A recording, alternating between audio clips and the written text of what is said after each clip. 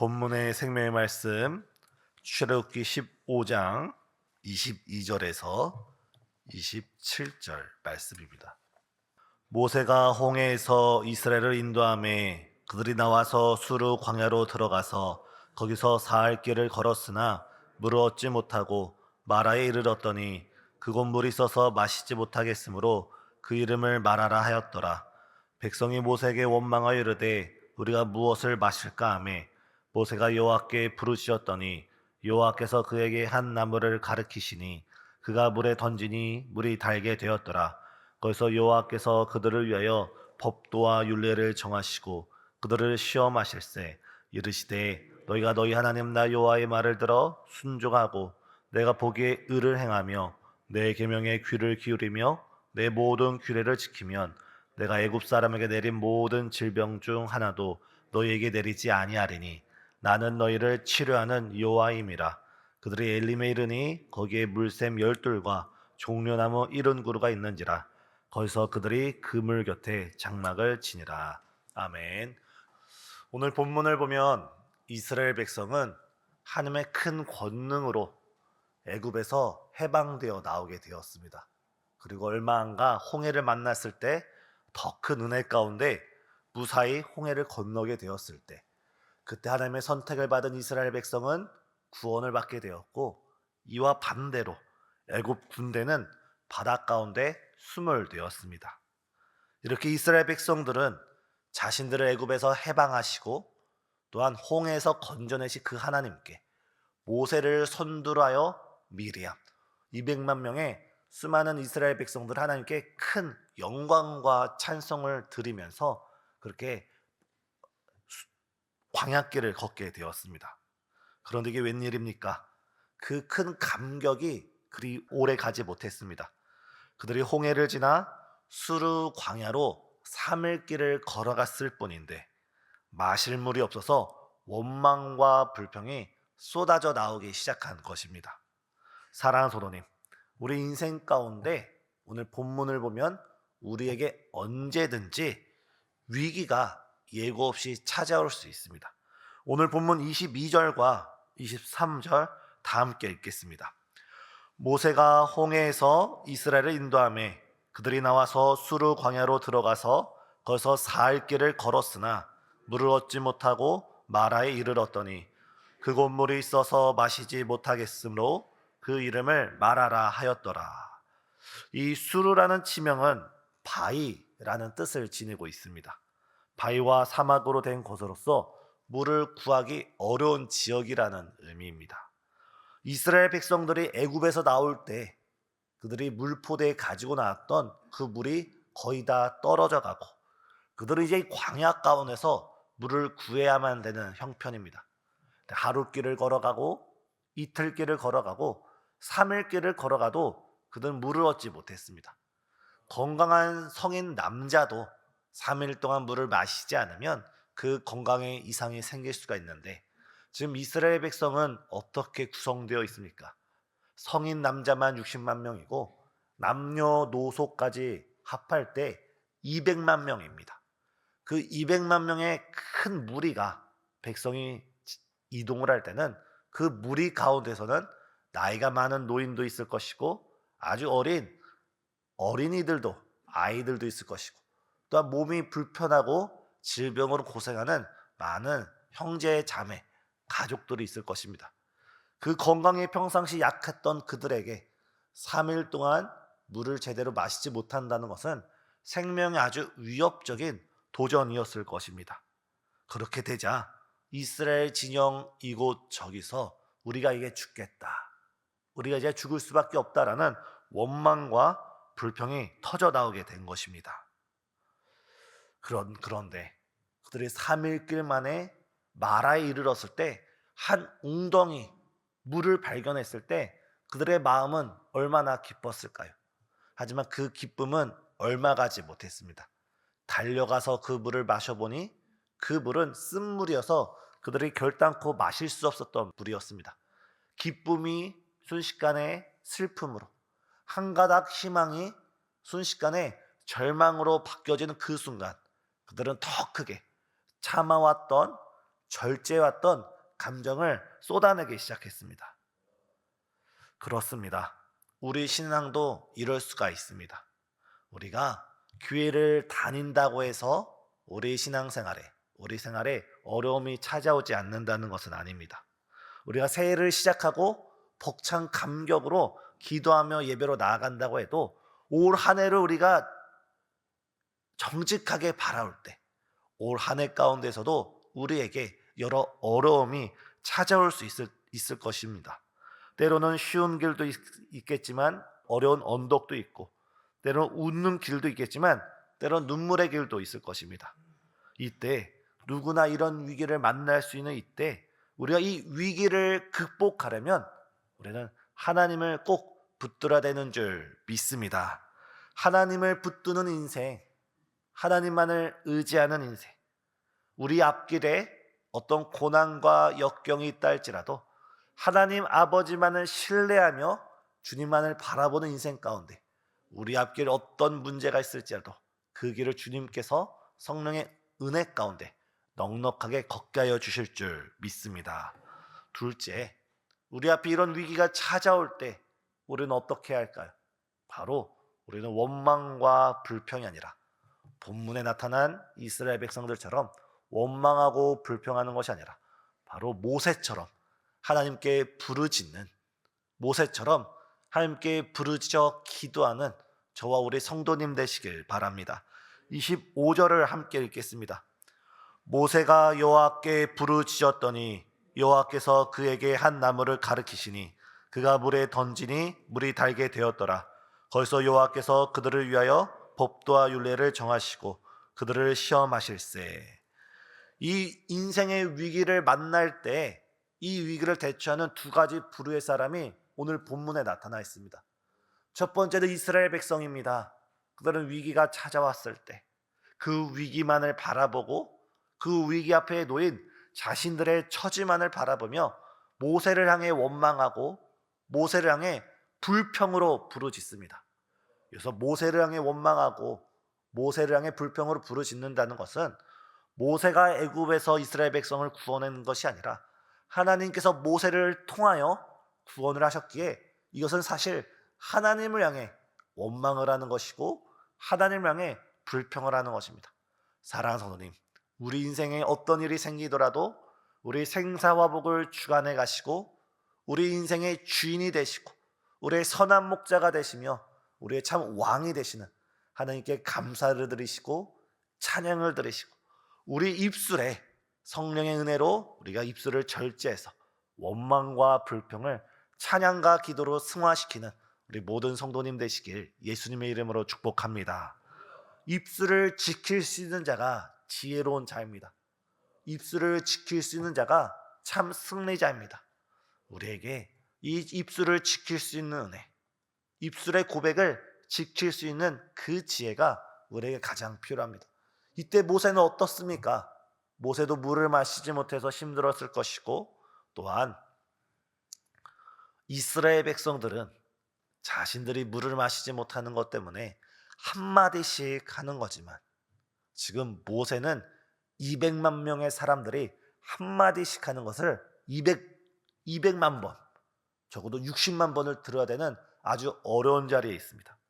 이때 모세는 하나님께 원망하는 것이 아니라 불평하는 것이 아니라 오늘 본문에 여호와께 부르짖었다.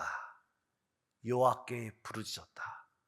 우리가 금년도 여호와께 부르짖고 여호와께 또 부르짖고 여호와께 부르짖음으로 주의 응답의 주인공이 되시길 바랍니다. 모세인들 왜 하나님을 원망하고 싶지 않았겠습니까? 그러나 원망은 백해 무익합니다. 원망은 상황을 변화시키지 못합니다. 원망은 문제를 해결하지 못합니다.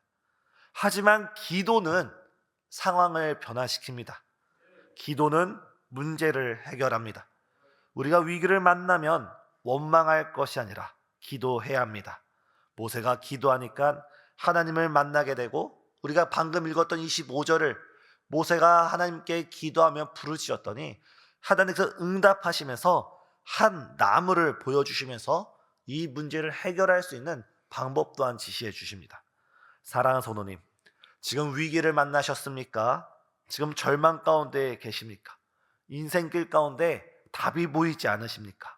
이 시간 우리의 입술에서 원망이 쏟아져 나오려는 이 순간일지라도 원망은 문제를 해결할 수 없고 오직 기도만이 우리의 인생의 모든 문제를 주님께서 해결해 줄 수 있는 문제 해결의 열쇠라는 사실을 명심하시길 바랍니다.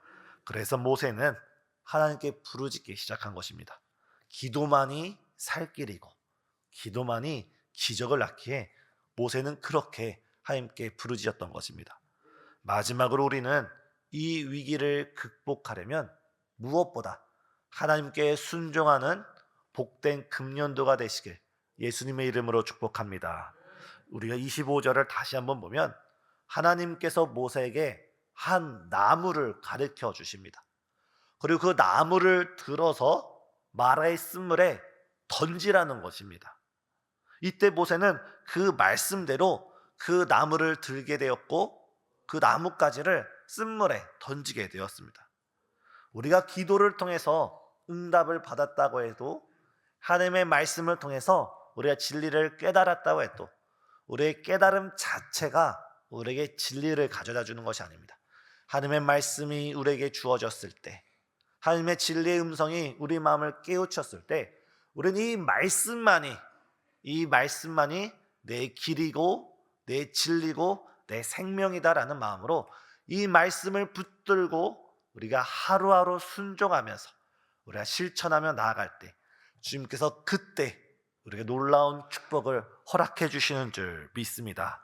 우리가 복음의 말씀을 듣기만 하고 우리가 진리의 말씀을 읽기만 하고 우리가 성경을 깨닫기만 하고 우리가 순종하지 않고 실천하지 않고 우리 삶이 변화되지 않는다면 우리에겐 아무런 열매를 맺을 수가 없습니다. 하지만 주께서 설교 강단을 통해서 말씀을 선포하실 때 성경 말씀을 통해 우리를 깨닫게 하실 때 하나님께서 하나님의 방법으로 주의 말씀을 우리에게 알려주실 때 그 말씀을 듣고 믿고 순종하는 자에게 주님께서 성경에 약속된 놀라운 언약과 축복을 마음껏 베풀어 주실 줄 믿습니다. 사랑하는 성도님, 모세가 하나님께서 지시하신 나무를 들어서 물에 던지게 되었을 때 그 물은 마라의 쓴물이 변하여 단물로 변하게 되었습니다.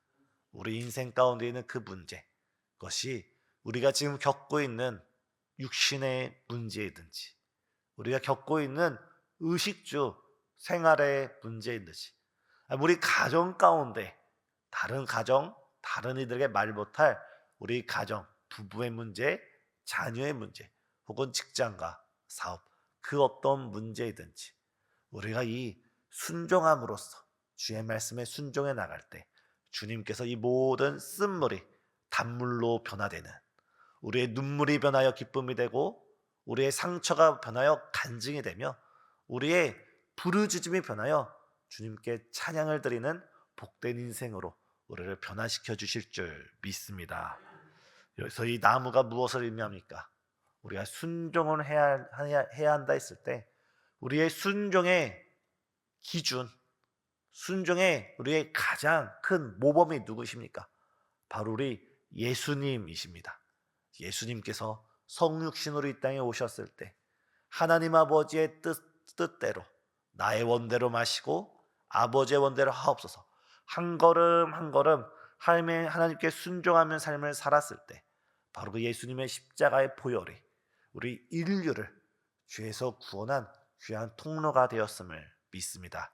사랑하는 성도님, 우리 또한 금년도를 살아갈 때 우리 앞에 어떤 문제가 있든지 하나님께 부르짖고 하나님께 간구하고 하나님께 순종함으로써 우리 삶이 귀한 열매 맺는 복된 삶 되시길 예수님의 이름으로 축복합니다. 기도하시겠습니다. 사랑과 은혜가 충만하신 하나님, 이 시간 간절히 기도합니다. 주님, 지금 이 나라와 이 민족을 바라볼 때 혼란과 무질서와 어지러움이 가득합니다.